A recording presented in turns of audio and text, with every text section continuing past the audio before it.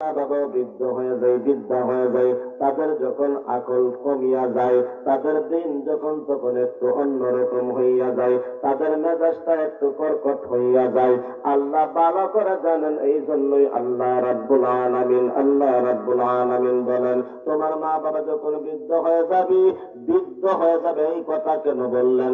মা বাবার কথা ডাইরেক্ট বলতে পারতেন, তোমার মা বাবার সঙ্গে এমন ব্যবহার করবা, কিন্তু ডাইরেক্ট কথা বলেন নাই, মা বাবার সঙ্গে এমন ব্যবহার করবা, ওই রকম ব্যবহার করবা না, এই কথা এমন ভাবে বলেন নাই। কিন্তু আল্লাহ উল্লেখ করেছেন যে তোমার মা বাবা অথবা মা অথবা বাবা যখন বৃদ্ধ হয়ে যাবে, বৃদ্ধা হয়ে যাবে, তখন তোমার মা বাবার সঙ্গে দুইটা ব্যবহার করতে পারবা না।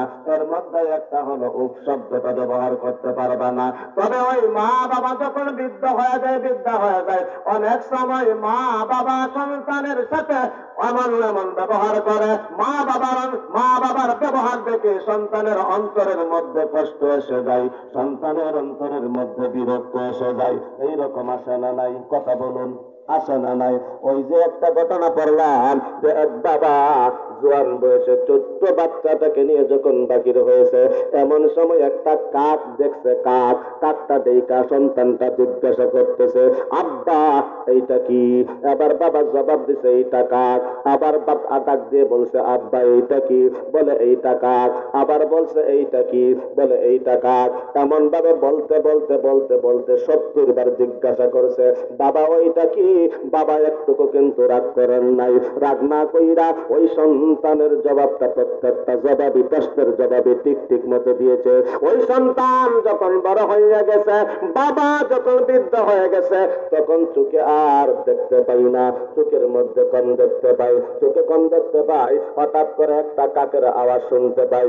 এমন সময় সন্তানটাকে ডাইকা আইনা বলতেছে, রে বাবা এটা কি ডাকে? বলে বাবা এটা কাক। আবার জিজ্ঞাসা করে, বাবা এটা কি ডাকে? বলে এটা কাক।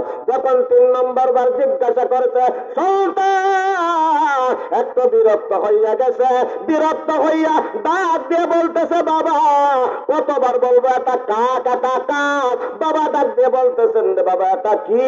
তখন 4th বার বলছি, তখন রাগান্বিত হইয়া ধমক দিয়ে বলছে, তোমার ফাগলামি আর যাইতো না।